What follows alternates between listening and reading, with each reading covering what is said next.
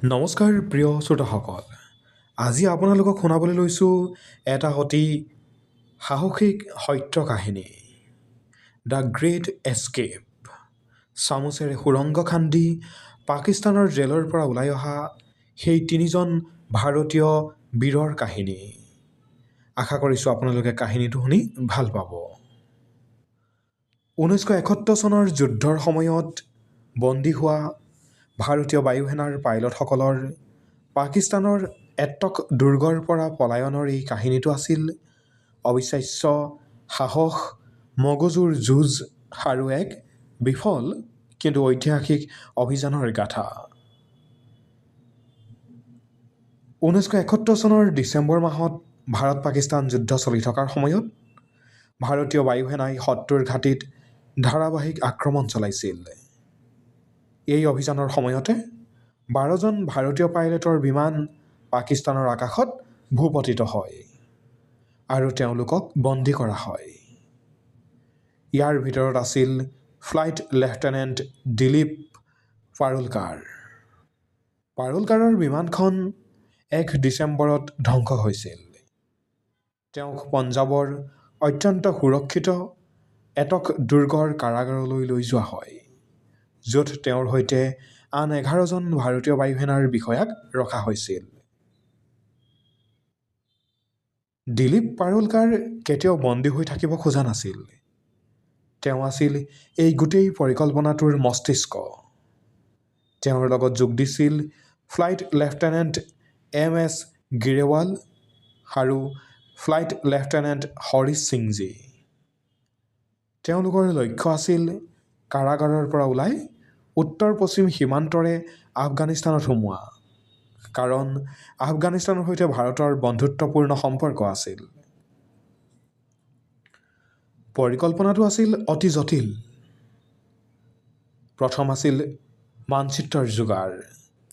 তেওঁলোকে পাকিস্তানী বাতৰি কাকত আৰু কাৰাগাৰৰ লাইব্ৰেৰীৰ পৰা সংগ্ৰহ কৰা তথ্যৰে পাকিস্তানৰ এখন হাতে লিখা মানচিত্ৰ তৈয়াৰ কৰিছিল। ভাষা আৰু ছদ্মবেশ। তেওঁলোকে জানিছিল যে সীমান্তত 5টো ভাষা কোৱা পাঠান লোকসকলৰ মাজত মিলি যাবলৈ হ'লে দাড়ি ৰাখিব লাগিব আৰু স্থানীয় সাজপাৰ পিন্ধিব লাগিব। তেওঁলোকে মনে মনে নিজৰ ইউনিফৰ্মবোৰ সামান্য সালসলনি কৰি লৈছিল। টকা পইচা। কাৰাগাৰত পাইলটসকলক যি সামান্য এলাৱেঞ্চ দিয়া হৈছিল, তাৰ পৰা তেওঁলোকে অতি কষ্টেৰে পাকিস্তানী টকা জমা কৰিছিল। সুৰংগ খন্দাৰ দুৰূহ কাম। তেওঁলোকক যিটো কোঠালিত ৰখা হৈছিল, তাৰ দেৱালবোৰ আছিল প্ৰকাণ্ড শিলৰ। কিন্তু পাৰোলকাৰে লক্ষ্য কৰিলে যে এটা কোণৰ প্লাষ্টাৰ অলপ দুৰ্বল। তেওঁলোকে কাৰাগাৰৰ পাকঘৰৰ পৰা এখন চামুচ আৰু এখন কেঁচি লুকুৱাই আনিছিল। প্ৰতি নিশাই এজন লোকে সুৰংগ খান্দিছিল আৰু আন 2জন লোকে পহৰা দিছিল। পহৰাদাৰী চিপাৰীৰ খোজৰ শব্দ শুনিলে তেওঁলোকে জোৰেৰে গান গাইছিল বা হাঁহি ধেমালি কৰিছিল, যাতে খন্দা শব্দটো বাহিৰলৈ নাযায়।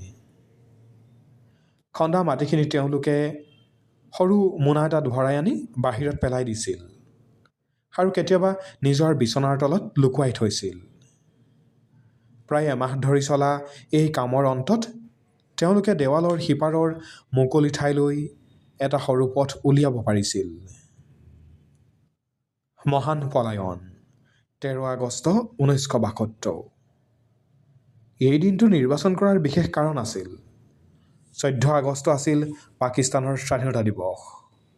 সকলো চিপাহী উৎসৱৰ প্ৰস্তুতিত ব্যস্ত আছিল। সেইদিনা নিশা প্ৰচণ্ড বৰষুণ আৰু বিজুলী ঢেৰেকনি দি আছিল। নিশা প্ৰায় 1 বজাত পাৰোলকাৰ, গিৰেৱাল আৰু সিংজীয়ে সেই ঠেক সুৰংগটোৰে বাহিৰলৈ ওলাই আহিল। তেওঁলোকে লগত লৈছিল কিছু শুকান বিস্কুট, পানীৰ বটল আৰু সেই হাতে লিখা মানচিত্ৰখন। তেওঁলোকে কাৰাগাৰৰ বাহিৰৰ ওখ দেৱালখন পাৰ হৈ হাবিৰ মাজত সোমাল। তেওঁলোকে প্ৰায় 80 মাইল পথ অতিক্ৰম কৰিব লগা আছিল। ধৰা পৰাৰ ভয়ত তেওঁলোকে দিনত হাবিৰ মাজত লুকাই আছিল আৰু নিশা খোজকাঢ়িছিল। তেওঁলোকে নিজকে লণ্ডনৰ পৰা অহা মুছলমান ছাত্ৰ বুলি চিনাকি দিছিল, যি পাকিস্তানত ফুৰিবলৈ আহিছে। তেওঁলোকৰ দাড়ি আৰু ছদ্মবেশ ইমানেই নিখুঁত আছিল যে বাছত তেওঁলোকৰ কাষতে বহা পাকিস্তানী চিপাহীয়েও তেওঁলোকক চিনি পোৱা নাছিল। সীমান্তত দুৰ্ভাগ্যজনক পৰিণতি। 10 দিনৰ যাত্ৰাৰ অন্তত তেওঁলোকে খাইবাৰ পাছৰ ওচৰৰ জামৰুদ নামৰ এখন সৰু চহৰ পালেগৈ। তেওঁলোকে সন্মুখত আফগানিস্তানৰ পাহাৰবোৰ দেখা পাইছিল। মাত্ৰ 5 মাইল দূৰত আছিল স্বাধীনতা। কিন্তু ভাগৰ আৰু ভোকত জৰ্জৰিত পাইলটকেইজনে এজন স্থানীয় দোকানীক আফগানিস্তানলৈ যোৱা চমু পথটো সুধিলে। সেই দোকানীজনৰ সন্দেহ হ'ল, কাৰণ তেওঁলোকৰ পিন্ধনত পাঠানৰ সাজ আছিল যদিও তেওঁলোকৰ কথা বতৰাত শিক্ষিত লোকৰ সাজ আছিল। তেওঁ লগে লগে পুলিচক খবৰ দিলে। পুলিচে তেওঁলোকক আটক কৰিলে। পাৰুলকাৰে শেষ মুহূৰ্তলৈকে নিজৰ পৰিচয় লুকুৱাই ৰাখিবলৈ চেষ্টা কৰিছিল। কিন্তু যেতিয়া তেওঁ বুজি পালে যে আন কোনো উপায় নাই, তেতিয়া তেওঁ সগৌৰৱে ক'লে, আমি ভাৰতীয় বায়ুসেনাৰ বিষয়া। তেওঁলোকক পুনৰ আটক দুৰ্গলৈ লৈ যোৱা হ'ল। পাকিস্তানৰ সামৰিক আদালতে তেওঁলোকক পুনৰ বিচাৰ কৰিলে। কিন্তু তেওঁলোকৰ এই অসাধাৰণ সাহসে পাকিস্তানী বিষয়াসকলকো প্ৰভাৱিত কৰিছিল। পাকিস্তানৰ এজন জ্যেষ্ঠ বিষয়াই কৈছিল যে সেনেকুৱা কাম কেৱল এজন প্ৰকৃত সৈনিকৰ দ্বাৰাহে সম্ভৱ।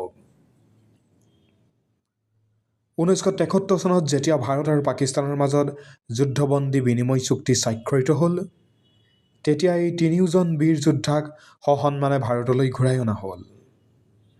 তেওঁলোকৰ এই কাহিনীয়ে প্ৰমাণ কৰিলে যে শিকলিৰে এজন সৈনিকৰ হাত বান্ধিব পাৰি, কিন্তু তেওঁৰ স্বাধীন হোৱাৰ ইচ্ছা কেতিয়াও নোৱাৰি। প্ৰিয় শ্ৰোতাসকল, আশা কৰিছোঁ আপোনালোকে এই সত্য সাহসী কাহিনীটো শুনি ভাল পালে। আমাৰ সৈতে সংযুক্ত হৈ থাকিব এই ধৰণৰ নিত্য নতুন কাহিনীৰ সোৱাদ ল'বলৈ। ধন্যবাদ।